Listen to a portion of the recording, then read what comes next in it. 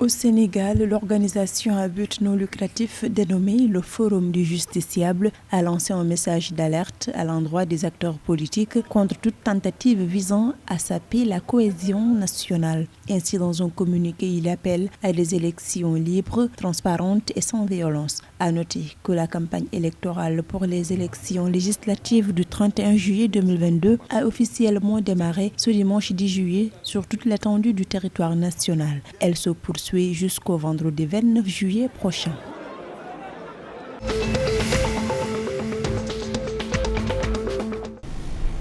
Le Togo va se doter d'une agence nationale de développement des très petites et moyennes entreprises TPME. La décision a été prise par décret en Conseil des ministres jeudi 7 juillet 2022. Selon l'exécutif togolais, la nouvelle agence permettra de mieux contrôler et suivre toutes les actions de financement orientées vers le développement des TPME, d'harmoniser et de garantir le respect des règles et procédures de financement, d'avoir une base de données pour un meilleur suivi.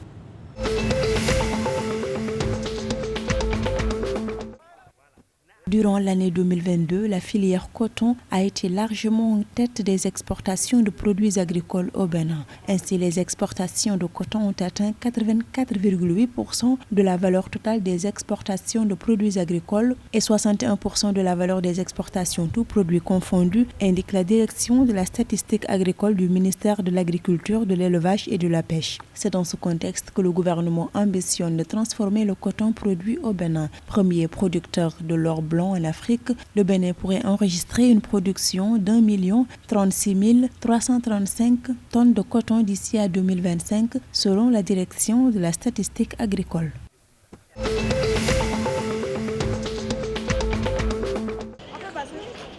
Les autorités guinéennes ont démarré ce samedi 9 juillet l'incinération de faux médicaments dans le site de Baguilaro, district de Bangoura, sous-préfecture de Kouria. Ces produits prohibés sont dans 220 conteneurs se trouvant dans l'enceinte du port autonome de Conakry. Une manière pour le gouvernement de transition de lutter contre les médicaments contrefaits. Les pharmaciens guinéens se sont toujours plaints de la pléthore de médicaments contrefaits en Guinée.